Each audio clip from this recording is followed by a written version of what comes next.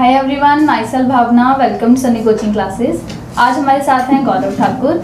इन्होंने PAU MET agriculture का जो एंट्रेंस टेस्ट है उसे क्वालिफाई किया है विद सिंगल डिजिट रैंक। और हम जानते हैं कि इनकी क्या स्ट्रेटेजी थी, कैसे इन्होंने एग्ज़ाम को क्वालिफाई किया और आपको भी कैसे पढ़ना चाहिए ताकि आप भी इनकी तरह एग्ज़ाम क्रैक कर पाएँ। इन्होंने BSc हॉर्टिकल्चर जो है वो भी यहीं से PAU से ही करी है, तो उसका भी रिव्यू हम इसी वीडियो में कवर कर लेंगे। तो स्टार्ट करते हैं video. Let's start.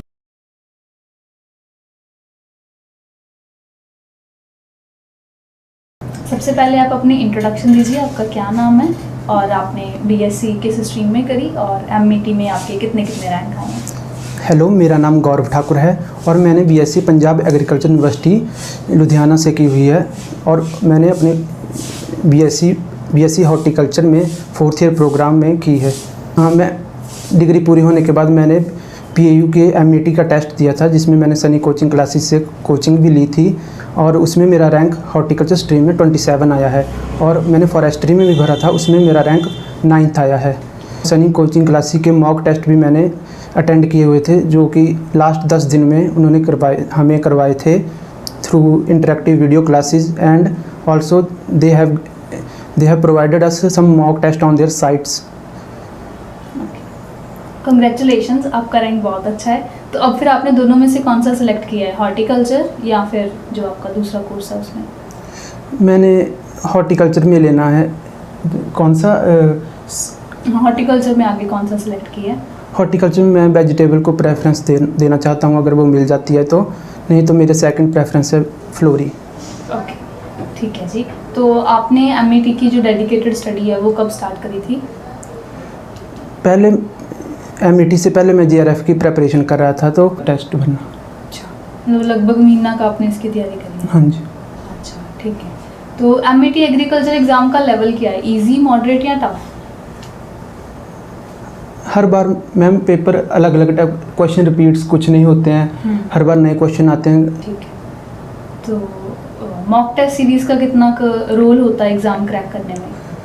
Mock test का काफ़ी रोल होता है। इससे आपकी टाइमिंग, आपको प्रिसीजन पता लगता है। आपको पता लगता है कि भाई आपको कितने क्वेश्चन कितने टाइम में आप अटैम्प्ट कर पा रहे हो और आपकी एक्यूरेसी क्या है, आपको कितना टाइम अपना रिवीजन पे और देना पड़ेगा।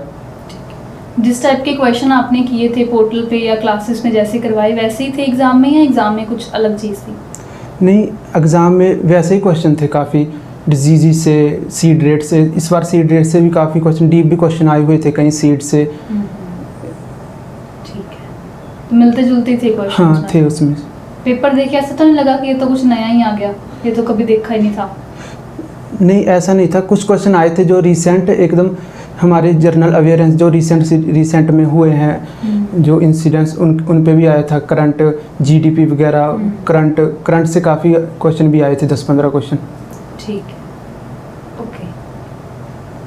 तो आपको क्या लगता है कि किसी स्टूडेंट को इसकी प्रिपरेशन कब शुरू कर देनी चाहिए MET एग्रीकल्चर की? Means during graduation, last year of graduation या after graduation? Last year of graduation में, जैसे मैं यूनिवर्सिटी से पढ़ा हूँ तो वहाँ पे ट्रेनिंग स्टार्ट हो जाती है लास्ट ईयर से, तो वहाँ पे उसके साथ साथ हम कर सकते हैं। ट्रेनिंग के साथ साथ हमको टाइम मिल जाता है उसमें करने के लिए, तैयारी करने के लिए पेपर की। ठीक है, ओके। तो आपने BSc हॉर्टिकल्चर भी PAU से ही करी है? हाँ जी। तो कैसा है रिव्यू आपका? क्या आप सजेस्ट करना चाहते हैं जो अभी +2 पास करके हटे हैं और हॉर्टिकल्चर में एडमिशन ले चुके हैं या सोच रहे हैं, तो क्या आप उन्हें सजेस्ट करेंगे? कैसा रहा आपका सफ़र ये 4 साल का? सफ़र तो मैम बहुत अच्छा रहा।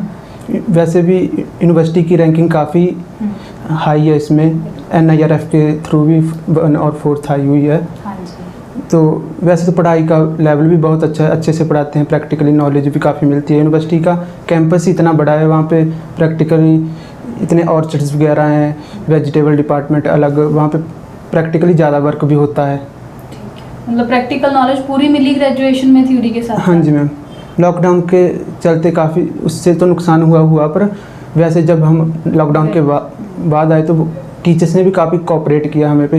एक्स्ट्रा में जो हमने पिछले सेमेस्टर में थ्योरेटिकली पढ़ा था वो प्रैक्टिकली भी करवाने की कोशिश की, खुद अपने बैकलॉग भी क्लियर करवाया, जो मतलब ऑनलाइन में निकल गई थी चीज़ें। हाँ, वो भी कुछ इंट्रोड्यूस करी। जो हम प्रैक्टिकल करते हैं जैसे हमारे क्रेडिट आवर होते हैं तो 2 थ्योरी और 1 प्रैक्टिकल होता है, तो प्रैक्टिकल तो होते नहीं थे, तो उसके बाद टीचर्स ने खुद हमें प्रैक्टिकल करवाया कि जो हमें वैसे थ्योरी में पढ़ाया गया था वो उनको फील्ड पे लाके दिखाएं कि कैसे क्या होता है। पूरा कोऑपरेटिव रहा मतलब हाँ जी। स्टाफ।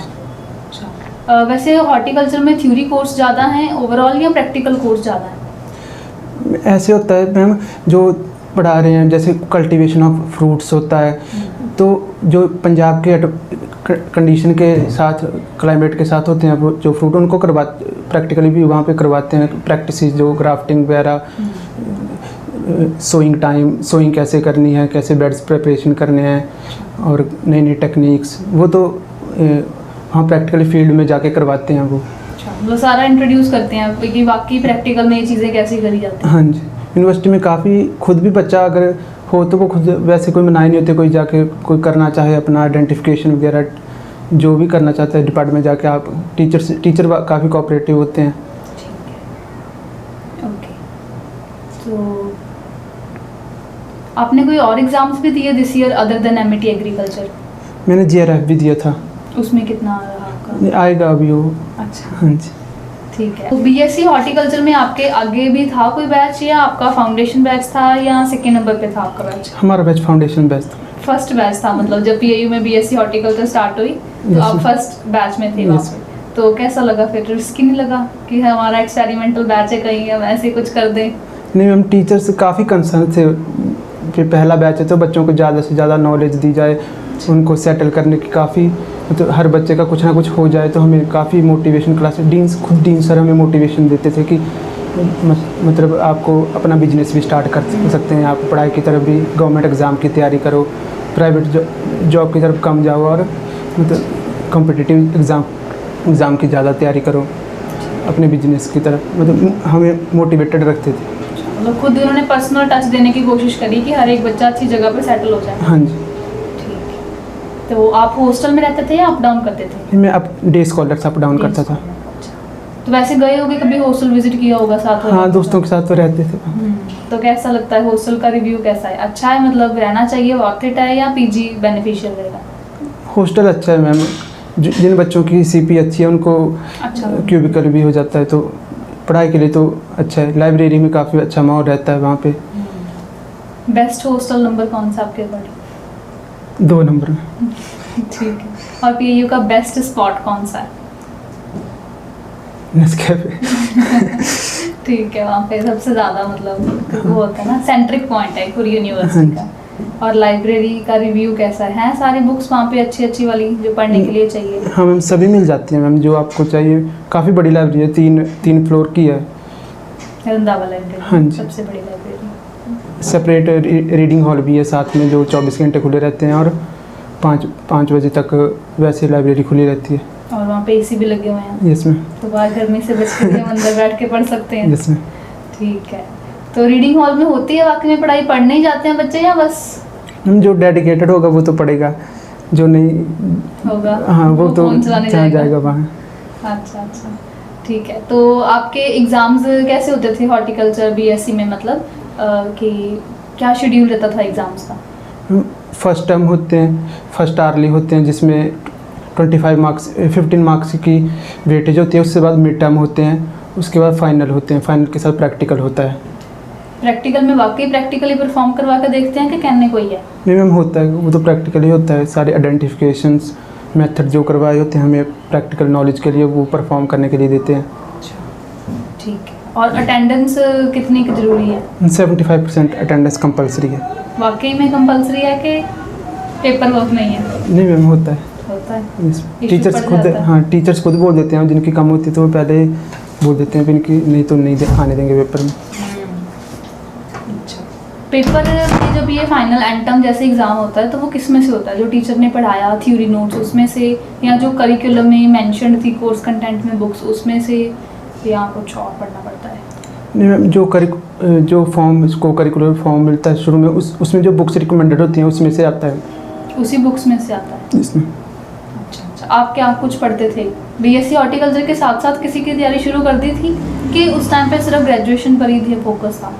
ग्रेजुएशन पे फोकस, एक तो फाउंडेशन बैच था तो काम भी काफ़ी ज़्यादा हो जाता था, तो पर मैंने 3rd ईयर में थोड़ा थोड़ा कर दिया था स्टार्ट। और फोर्थ ईयर में तो पूरा ही शुरू करती हूँ। हाँ जी।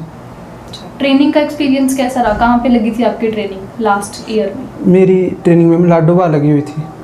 वहाँ पे वेजिटेबल फार्म है, फ्रूट फार्म है, रिसर्च स्टेशन है अपना, वहाँ पे लगी हुई थी। वहाँ पे हमें काफ़ी वेजिटेबल में ली थी मैंने वहाँ पे अपनी ट्रेनिंग। तो वहाँ पे हमने काफ़ी प्रैक्टिसेस फॉलो जो आप बड़े लेवल पे करते हैं, जैसे कि low tunnel technique, cabbage production में कैसे होइंग वगैरह सब कुछ, ब्रीडिंग वगैरह सब कुछ सीखा वहाँ पे, इंस्ट्रूमेंट वगैरह। ठीक है, प्रैक्टिकल नॉलेज पूरी ले ली मतलब वहाँ पे। ठीक है। तो अच्छा, बीएससी हॉर्टिकल्चर का आगे बेनिफिट्स क्या हैं, स्कोप क्या कुछ है? क्योंकि आपके बैच को सबसे ज़्यादा समझाए गए होंगे, फर्स्ट बैच रहा तो सभी ने आप पे जोर दिया होगा कि आप ये भी कर सकते हो, ये भी कर सकते हो। तो अभी जो +2 वाले बच्चे हैं उनको थोड़ा बताओ कि क्या कुछ स्कोप है बीएससी हॉर्टिकल्चर का। बीएससी हॉर्टिकल्चर में आजकल वैसे ऐसे पंजाब का देखा जाए तो वैसे एग्रीकल्चर बेस ज़्यादा है, राइस पीट सिस्टम वगैरह ज़्यादा है, पर ये जैसे अबोहर फाजिलका हो गया, वहाँ पे सिट्रस प्रोडक्शन काफ़ी ज़्यादा है। तो धीरे जो हमारा एग्रीकल्चर में राइस पीट है उसको हम कर सकते हैं भी फ्रूट प्रोडक्शन के थ्रू भी। 1-2 साल में कम होता है, बट 3rd-4 ईयर से काफ़ी अच्छी इनकम आना शुरू हो जाती है। और हम जैसे कॉम्पिटिटिव एग्ज़ाम की तैयारी करें तो आप मतलब हॉर्टिकल्चर कर लिया है तो उसके बाद आप यूपीएससी वो भी तैयारी कर सकते हैं। ऐसा नहीं है कि आपको इसी साइड में जाना है कि हॉर्टिकल्चर में अगर आपने कर लिए तो आपको हॉर्टिकल्चर की तरफ ही जाना है। वैसे एडीओ का एग्ज़ाम, एचडीओ का, एमएससी के बाद आप एचडीओ का एग्ज़ाम के लिए एलिजिबल हो जाते हो। तो यूपीएससी में भी जा सकते हैं, एचडीओ एग्ज़ाम में भी जा सकते हैं, रिसर्च और टीचिंग फील्ड तो ओपन है ही। हाँ जी, इसमें तो जा ही सकते हैं। ठीक है। और कोई स्पेसिफिक जॉब अपॉर्चुनिटी जो हॉर्टिकल्चर में मिलती हो और इसे बाकी कोर्सेज से अलग करती हो? एमएससी के बाद एचडीओ का है वैसे। ठीक है। एडीओ में तो नहीं अप्लाई कर सकते हॉर्टिकल्चर? मेरे को पता नहीं। अच्छा, तो ओके, अभी आपका फ्यूचर विजन कैसा है? क्या आप आगे देखते हैं? एमएससी में तो एडमिशन होगी बस, अब तो हो ही गई। उसके बाद आफ्टर एमएससी जी अगर एचडीओ की पोस्ट आती है उसके लिए मैं प्रिपरेशन करता रहूँगा साथ साथ में। अगर आती हैं तो वो दूंगा, नहीं तो रिसर्च बेस्ड में अच्छा जाना चाहता हूँ। जी सर है बिल्कुल, रिसर्च में आगे जॉब्स काफ़ी निकल आती हैं। ठीक है। अच्छा, अगर कोई स्टूडेंट अभी 12th में है और वो जाना चाहता है पीआईयू में, तो आपके हिसाब से हॉर्टिकल्चर प्रेफर करना चाहिए या एग्रीकल्चर? वैसे तो दोनों में मैम दोनों अच्छे हैं वैसे। अपना अपना स्कोप है दोनों का। फिर भी मैं तो हॉर्टिकल्चर ही कहूँगा मैम। मेरे को हॉर्टिकल्चर का ज़्यादा एक्सपीरियंस है तो मैं उसमें बता सकता हूँ। कोई रिग्रेट तो नहीं हॉर्टिकल्चर की बीएससी करके कि No. काश कोई दूसरी करी होती, कहीं कुछ बेटर पता चल जाता? नो मैम, मेरे को लगता है मेरे के लिए यही सबसे अच्छा था। बेस्ट चीज़ लगी है ये? Yes ma'am. तो हॉर्टिकल्चर रिकमेंड करेंगे कि हाँ ये अच्छा है? यस। ठीक है, बढ़िया है। ओके। अच्छा, एग्रीकल्चर और हॉर्टिकल्चर के कुछ कोर्सेज सेम भी होते हैं ड्यूरिंग ग्रेजुएशन या अलग अलग ही चलते हैं सारे? नहीं मैम, एग्रीकल्चर में हॉर्टिकल्चर के कोर्सेज होते हैं 2-3। फ्लोरी हो गया, फ्लोरी की मतलब बेसिक इंट्रोडक्शन होगी, उनके फ्लावरिंग वगैरह, फ्रूट्स वगैरह, वो थोड़ा होता है, इतना डीप में नहीं जाते पर होता है उसमें। Basic courses agri and horti के सेम ही होते हैं? अच्छा। और किसी स्ट्रीम के साथ भी ऐसे कॉमन चलते हैं? आपके साथ लगती हो मतलब क्लासेस किसी और स्ट्रीम की? नहीं मैम, एग्री एंड हॉर्टी के ही हैं लगभग एग्री सेम? हॉर्टी। ठीक है, चलो अब एमईटी एग्रीकल्चर पे आ जाते हैं। एग्ज़ाम का पैटर्न प्लीज़ शेयर कर दीजिए। 90 क्वेश्चन मैम एग्रीकल्चर बेस्ड होते हैं और 60 क्वेश्चन हॉर्टिकल्चर के होते हैं। 90 क्वेश्चन एग्री के होते हैं और 60 क्वेश्चन हॉर्टी के होते हैं। टोटल 150 क्वेश्चन होते हैं। मैक्सिमम हम कितने स्ट्रीम्स में ऑप्ट कर सकते हैं सेक्शन 2 में? हम दो ही सेक्शन में। 2 से ज़्यादा तो नहीं सेलेक्ट कर सकते? No ma'am. ठीक है। और बेस्ट 2 कौन कौन से हैं? एक तो चलो ग्रेजुएशन जिसमें करिए, एक तो वही हो गया। एक साथ में वो जो 10-12 के ऑप्शंस हैं उसमें से कौन सा सिलेक्ट करें सेक्शन 2 में? इसमें प्लांट ब्रीडिंग, अगर इंटरेस्ट है बच्चे का तो प्लांट ब्रीडिंग एंड जेनेटिक्स में जाना चाहिए। उसमें रिसर्च बेस्ड करना चाहता है कोई बच्चा तो प्लांट ब्रीडिंग एंड जेनेटिक्स अच्छी अच्छी चीज़ है। अच्छा, कौन से ऐसे कोर्सेज हैं जिसमें आपको लगता है कि सबसे ज़्यादा कंपटीशन रहता है, हाईली ट्रैफिक जोन जिसे हम बोल देते हैं, कि भाई यही 10-12 ऑप्शंस में से सेक्शन 2 में कि इसमें सबसे ज़्यादा बच्चे जाते हैं, कोई 2 कोर्सेज या 3 कोर्सेज? एग्रोनॉमी और हॉर्टिकल्चर में काफ़ी बच्चे जाते हैं। एग्रोनॉमी, हॉर्टिकल्चर सबसे ज़्यादा बच्चे इसमें होते हैं। और सबसे कम किस में होते हैं, कोई 2 कोर्सेज? कम कम तो मैम मेरे को लगता नहीं। किसी में भी नहीं होते हैं, सही में ज़्यादा ही होते हैं। हर सरकारी सीट है तो कोई भी छोड़ता नहीं है। छोड़ता कोई भी नहीं, सभी की डिमांड होती है यस मैम। कि इधर चले जाएं। नेगेटिव मार्किंग है एमईटी एग्रीकल्चर यस में? मैम 1/4 मार्किंग होती है नेगेटिव। कैसे अवॉइड करें?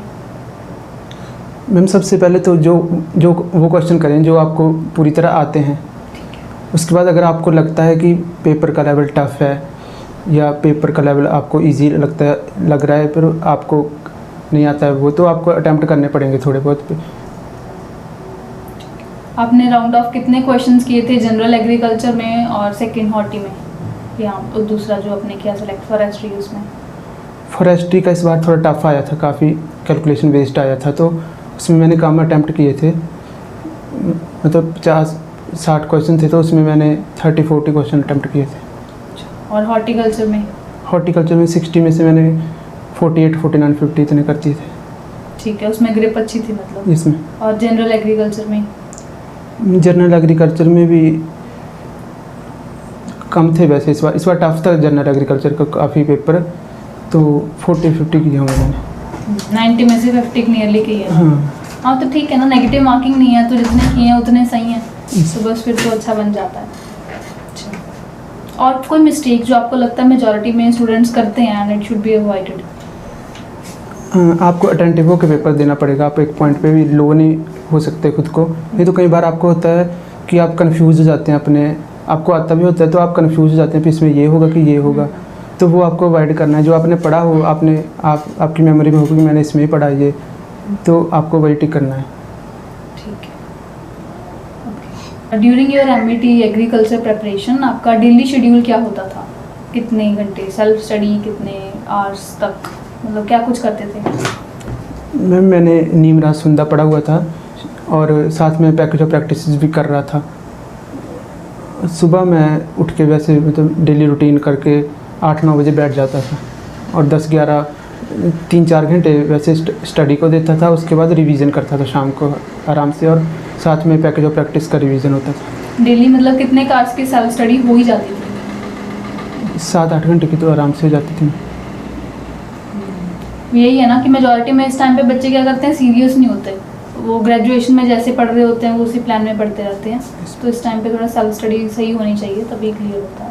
कंपटीशन कितना था एग्जाम में, था कि कम ही बच्चे थे? इस बार हॉर्टिकल्चर का काफ़ी कंपटीशन था, मेरे को लगा काफ़ी बच्चे आए थे बाहर, मतलब अपने दूसरी यूनिवर्सिटी से भी काफ़ी बच्चे आए हुए थे। कैसा लगा फिर कि हो जाएगा? था कॉन्फिडेंस पूरा कि एक पॉइंट पे आके डर लगा? नहीं मैम डर तो था। पेपर देके क्या लग रहा था, किस कोर्स में कौन सा वाला निकलेगा? अच्छा, हॉर्टिकल्चर का तो कॉन्फिडेंस था क्योंकि मैंने जेआरएफ का भी दिया था, तो उसका काफ़ी बेनिफिट रहा मेरे को। बीएससी भी हॉर्टिकल्चर में करी है तो उधर तो कॉन्फिडेंस रहता ही है। ठीक है, बाकी जनरल एग्रीकल्चर ने बूस्ट किया होगा? Yes ma'am. उसने भी कि कट ऑफ तो इकट्ठी बननी है, तो स्कोर तो सबसे इकट्ठा ही जाना। नहीं तो फिर एग्रीकल्चर के बच्चे भी हॉर्टिकल्चर में भरते तो उनको ज़्यादा फायदा हो जाता है। कई बार तो 90 क्वेश्चन इसके होते हैं, 60 इसके। यही है, किसी में किसी को फायदा हो गया, किसी में किसी को। Yes. वैसे जनरल में भी तो कुछ सिलेबस हॉर्टी वाला होता ही है। यस मैम 15-20 क्वेश्चन होते हैं। कितने क्वेश्चन तो ऐसे ही निकल जाते हैं। यही है, किसी में किसी को बेनिफिट। अच्छा, वैसे आप वेजिटेबल साइंसेस को प्रेफर क्यों देते हैं? क्योंकि हॉर्टी में आपके पास दूसरे दो भी हैं, फ्रूट्स वाला एंड फ्लोरिकल्चर। मेरे को इंटरेस्ट इसमें अच्छा लगता है, मतलब रिसर्च तो है पर वैसे मेरे को वैसे अच्छा लगता है इसमें। और हाँ एग्रीकल्चर, सीड प्रोडक्शन मेरे को अच्छा लगता है। सीड प्रोडक्शन में मैं आगे जाना चाहता हूँ, मेरा मानना है सीड प्रोडक्शन में आगे। अच्छा, वेजिटेबल साइंसेस में से अगर मैं आपको कहूँ कोई एक क्रॉप सेलेक्ट कर लो, वैसे तो होएगा नहीं, टीचर जो इस पे काम होगा, जो एडवाइजर लॉट होंगे एमएससी में तो वही मिलेगा। फिर भी पोटैटो है मैम मेरी। पोटैटो? यस। क्यों? क्योंकि सबसे ज़्यादा यूज़ कर रहे हैं? हाँ जी मैम, वैसे भी अच्छा है। अच्छा है, इंटरेस्टिंग फील्ड। Yes ma'am. अच्छा, ठीक है। टिप्स अभी आप क्या देना चाहते हैं जो स्टूडेंट्स प्रिपरेशन कर रहे हैं, एमईटी की, बीएससी अपनी अलग अलग जगह से कर रहे हैं, तो क्या टिप्स हैं, क्या कैसे कैसे तैयारी करें? आपको बस अपनी तैयारी पे फोकस रखना है। ये फोकस नहीं रखना है कि पेपर में क्या आएगा। आपको जो मटेरियल दिया गया है, जो पता होता है सब बच्चों को जो प्रिपरेशन करते हैं, तो पहले अपना मटेरियल का पता करें भी आपको क्या क्या नहीं पढ़ना है, क्या पढ़ना है, और उस पर फोकस रहें। पेपर पे इतना फोकस ना करें, मतलब जब पेपर पे उसका ध्यान रखें, पर अपनी तैयारी पे फोकस करें ज़्यादा, क्योंकि पेपर वहीं से आते हैं। अगर आपकी नॉलेज है तो आप कर ही लोगे। पेपर से पहले कुछ डाउट्स थे प्रिपरेशन टाइम पे कि किस तरह का लेवल होगा, इसमें से आएगा कि नहीं, उसमें से आएगा कि नहीं, उस चीज़ को कैसे सॉल्व किया? उसमें तो मैंने इतना सोचा नहीं था वैसे। कंटेंट पे फोकस करते गए तो अपने आप होता है। Yes ma'am. पढ़ते टाइम कभी डिमोटिवेशन होती हो कि नहीं हो रहा या मुश्किल लग रहा है, ये पार्ट छोड़ दें, तो वापस कैसे मोटिवेटेड स्टेज में आए? मैम फिर तो अपने आप को मनाना पड़ता है कि करना ही है, और तो ऑप्शन रखना पड़ता है, नहीं है तो करना ही पड़ेगा भाई। फ़ोन पे मैम, फ़ोन में भी ऐसा है कि बच्चे पर डिपेंड करता है। अगर वो फ़ोन से काफ़ी आजकल हर चीज़ फ़ोन पे मिल जाती है स्टडी के लिए, तो वो वहाँ से अगर स्टडी का पढ़ेगा तो उसके लिए भी अच्छा ही है। और सोशल मीडिया ऐप से दूर रहेगा। सोशल मीडिया पे भी काफ़ी ऐसे ऐप चैनल्स हैं वहाँ पे स्टडी का, अगर वो वहाँ पे फोकस रहे तो भी इतना बुरा नहीं है। पर मेन बात तो मतलब सेल्फ कंट्रोल की है। हाँ जी, कि अगर कंट्रोल करके जो चलाना है वो चलाओगे तो सही रहेगा। प्लेसमेंट के लिए आती हैं कुछ कंपनीज यूनिवर्सिटी में या नहीं, वो किसी भी फील्ड में आती हैं। हमारा भी हुआ था वैसे प्लेसमेंट के लिए। अच्छा, गए हैं? कुछ बच्चों को ऑफर हुए थे मतलब? यस मैम, हुए थे ऑफर कई बच्चों।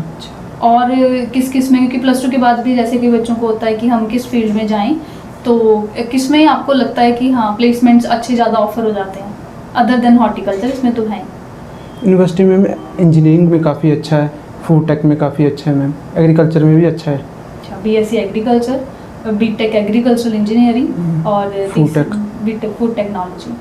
ठीक है, ओके। तो इनमें भी काफ़ी मतलब ऑफर होते हैं प्लेसमेंट्स वगैरह के केस में। ठीक है, ओके। फेवरेट आपका कोई सब्जेक्ट?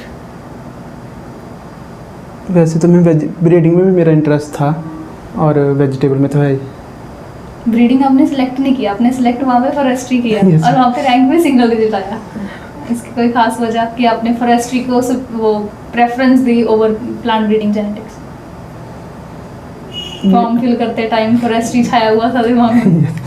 तो चलो जो हुआ अच्छा ही हुआ, उस पर सिंगल डिजिट आ गया। Yes, ma'am. ठीक है, तो फेवरेट टीचर आपके कौन से रहे थ्रू आउट ग्रेजुएशन, या कोई भी टीचर? नवप्रेम सर थे हमारे इंचार्ज, डॉक्टर नवप्रेम सिंह। अच्छा, सबसे अच्छे लगते हैं? हाँ, कोई खास वजह? बस वो बच्चों की तरह ट्रीट करते हैं हमें, मतलब हर चीज़ के लिए हमारे साथ कोऑपरेटिव और प्यार बहुत आराम से डील करते हैं तो अच्छा। हाँ जी। प्रैक्टिकल में से कोई बेस्ट पार्ट आपको लगा हो कि हाँ ग्रेजुएशन में बाकी सब अच्छा किया है, पर ये वाली चीज़ हम कभी नहीं भूलेंगे, ऐसा कुछ किस्सा या कुछ? मैम वैसे जो ट्रेनिंग में हमारे साथ हुआ, और एक और विलेज अटैचमेंट होती है, उसमें हमारा पर्सनल डेवलपमेंट काफ़ी ज़्यादा हुई है। इंटरेक्ट कैसे करना है किसी के साथ गांव में जाके। अगर हम एमएससी करते भी हैं तो हमें फार्मर के साथ ही डील करना है एट द एंड, तो हमें विलेज अटैचमेंट में वो पता लगा कि लोगों के साथ कैसे डील करना है, उनको कैसे इकट्ठा करना है, मतलब बात कैसे समझानी है, जैसे- उनके व्यूज़ कैसे लेने हैं, क्योंकि ये भी एक अपने आप में आर्ट है कि पढ़ने के साथ साथ हमें ये भी चीज़ आनी चाहिए। ठीक है, यूथ फेस्ट वगैरह का क्या सीन है, होते हैं यूनिवर्सिटी में, करते थे पार्टिसिपेट? इसमें काफ़ी कंपटीशन होता है वहाँ पे भी। कंपटीशन होता हाँ, मैंने थिएटर में किया था। है? अच्छा, ठीक है। और कौन कौन से अच्छी चीज़ें हैं यूथ फेस्ट की जिसमें करना चाहिए पार्टिसिपेट? अब बच्चों को अपना टैलेंट पता हो तो काफ़ी होता है। थिएटर हो गया, स्पोर्ट्स में काफ़ी ज़्यादा है, वहाँ पे सॉन्ग्स हैं, अपने ट्रेडिशनल जो डांसेस हैं उसमें काफ़ी है। मैंने माइम में किया था, मेरा नॉर्थ जोन लगा है इसमें। ठीक है, बढ़िया। तो ओके, चलो एमईटी एग्रीकल्चर पे वापस फाइनल आ जाते हैं, फिर वाइंड अप करते हैं। एमईटी एग्रीकल्चर के लिए आपने क्या अभी और कहना चाहते हैं कि स्ट्रेटजी मैंने ये यूज़ करी, आप भी ये यूज़ करो और अच्छा रैंक आ जाएगा?